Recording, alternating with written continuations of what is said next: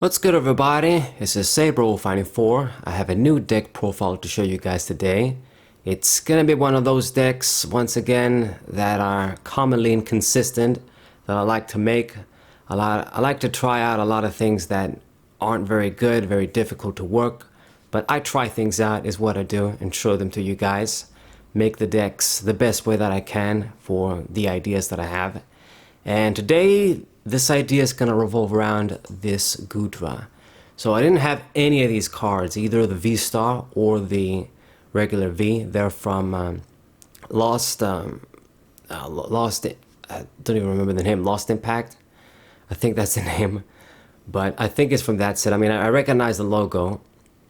But yeah, it's at this point a few sets old card. We're in 3 sets deep in Scarlet and Violet. But this card, I had to craft all of them, and unfortunately the deck wasn't as good as I thought it would be. But my idea was to try and make use of this Goodra card and power it up using one of the newer cards from the Obsidian Flame set, this Geeta card. So I eyed up this card immediately when I saw it. I thought to myself, hey, this card must have some useful implications. You can power up a Pokemon, you gotta skip your turn of attacking, but it doesn't end your turn. You can still make some plays before you pass. And a lot of the times, there's a lot of Pokemon that you just want to build up. You're not gonna attack anyway. You're just trying to get ready. So it's not really that much of a drawback, and it can power up any Pokemon. So I thought to myself, I really want to make this card work. And I found out that the best card I could have tried this with is Goodra, because it needs a bunch of energies. He's a great tank Pokemon, possibly the strongest tank Pokemon in a lot of ways still.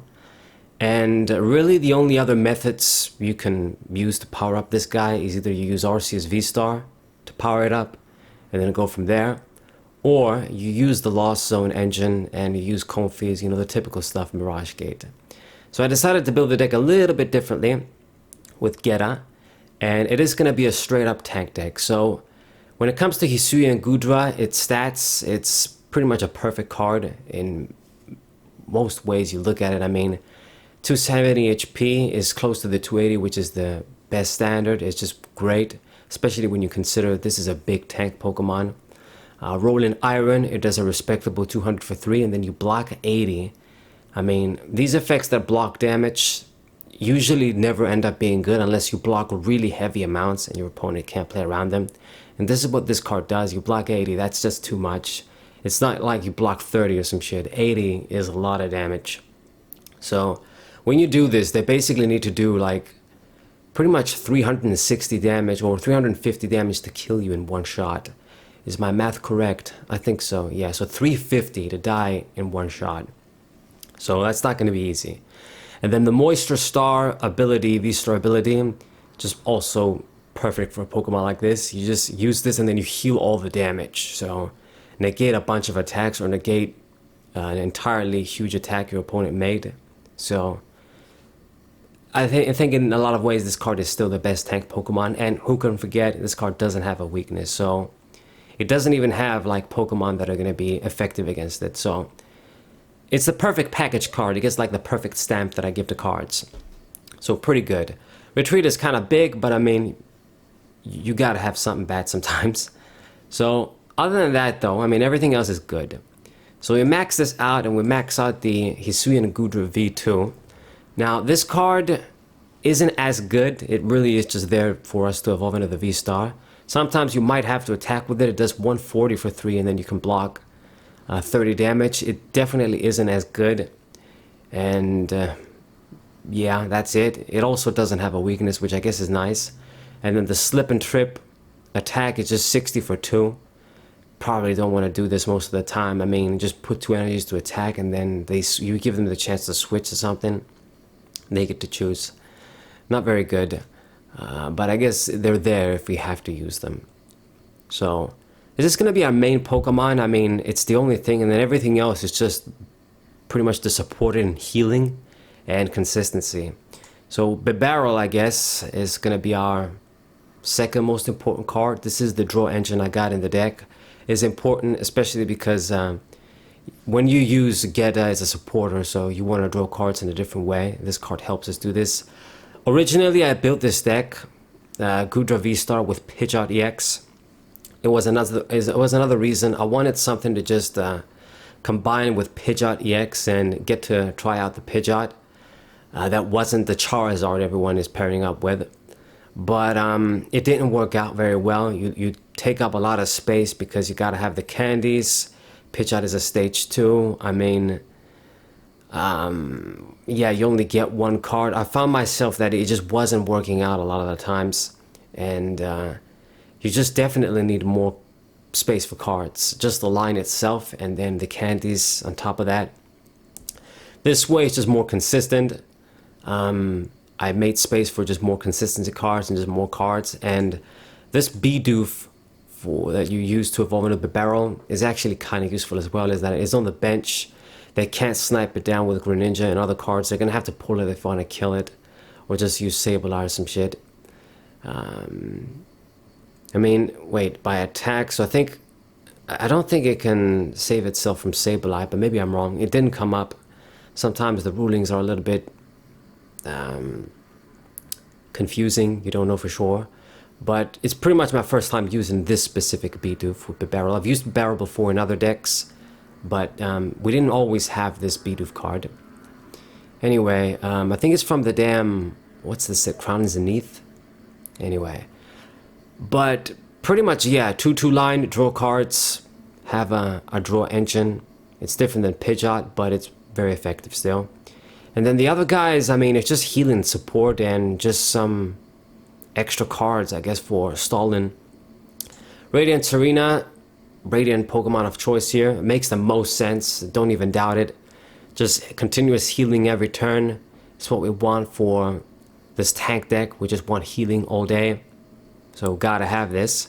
And then I do the Oricorio as well. So with Ardent Dancing, you heal 20 damage for one of your active evolution Pokemon. So you can't heal everybody. And you can't heal a basic Pokemon like the Goodra before it evolved.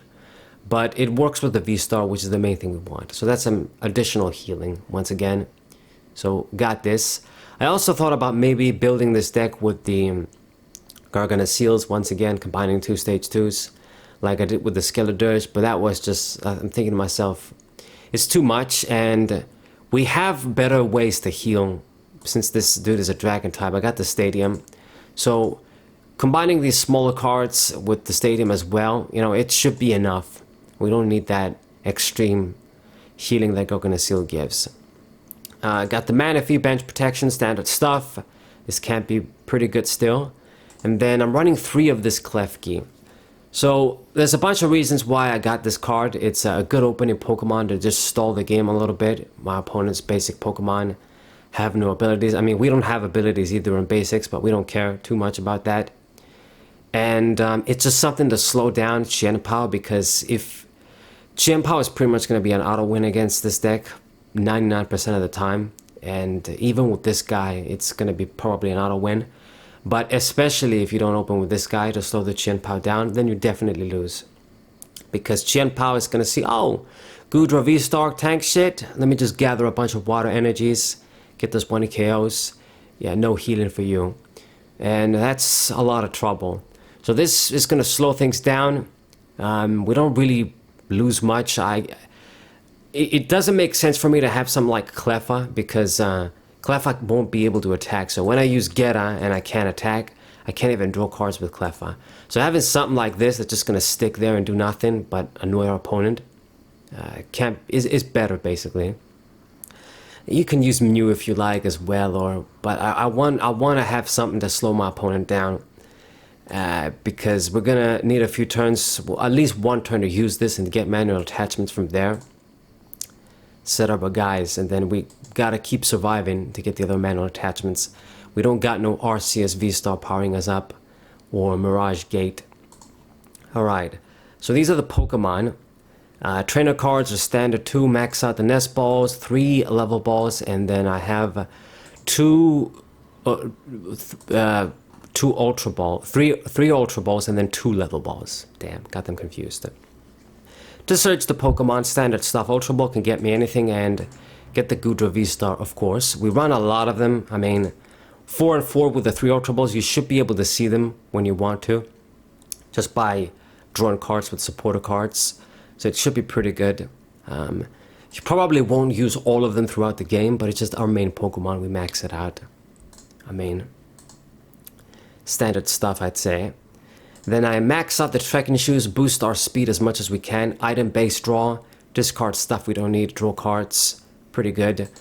Things like geeta, you know, once you use one and maybe in a very off game state, you might use another one where your opponent prevents you from attacking.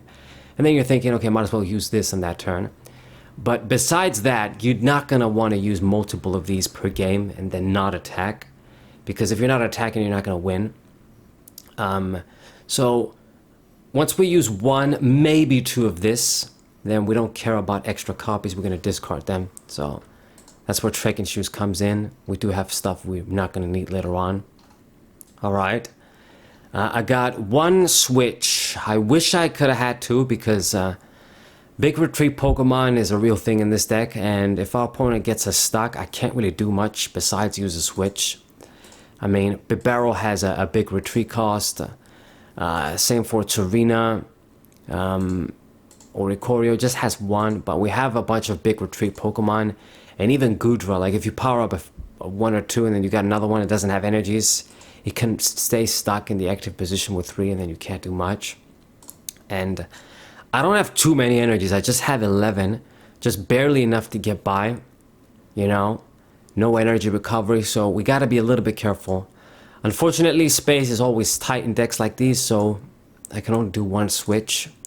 Gotta do triple stadium as well, that's the problem. But you gotta have the Crystal Cave, I mean, it's what it's gonna make this deck work too. Continuous healing turn after turn, counter stadium if they don't get rid of this. 30 healing every turn, it's just busted. So when you combine this with Torina and then Oricorio even, it's effective healing enough. We're tanking hits. We don't need Gargano Seal. Right. And I mean, that's pretty much for all the non-supporter cards. Very straightforward deck, just a lot of things in 4s and 3s. My supporter cards are pretty typical as well. 1 copycat tech if your opponent has a big hand. Double Shauna. In this deck, I can't really do things like Grusha or other random ass supporter cards. Cynthia's Ambition wouldn't be good because our purpose is not to die. So you're not going to be, if things go according to plan, you're not going to be reaping the benefits of Cynthia. So I did the second Shauna instead. Really wish this was like Cynthia, Professor Oak's in theory, but anyway. Got the double Professor Research, standard stuff once again. Don't want to go overboard though and ditch our shit. And the 4 Eono, once again standard. Great draw, Disruption. And Pot of Avarice, Miriam, recover our cards. Mainly things like Torina or the Bibarels if they pick on them. Or Oricorio, that kind of shit. We're usually going to be fine with the Goodras, I'd say. But you never know. And then Boss's Orders, use it at the right time to win the game. I see people all the time running 3 and 4. I don't know how they do it. I can only afford to just run 1 and try and use it at the right time and not lose it. I don't know how people can run like 4 and then you open like a bunch of them, you break. I don't know how people don't break. I see all the time people running 3 to 4 Boss's Orders in their decks. I don't know how they do it. I really don't. But anyway, maybe it's the way I'm building my decks. But pretty much this is it. Energies is just 6 water and 5 metal. You can do 6 metal, 5 water if you want. It doesn't matter. But you're not going to have an even amount because it's 11. So if by some miracle Manaphy attacks, I guess we have the extra water energy. Maybe it's better. So that's basically the deck. It does have a lot of weaknesses. It's a very slow deck. Decks like that get 1-hit KOs like Chien Pao, they're going to have an easy time with us.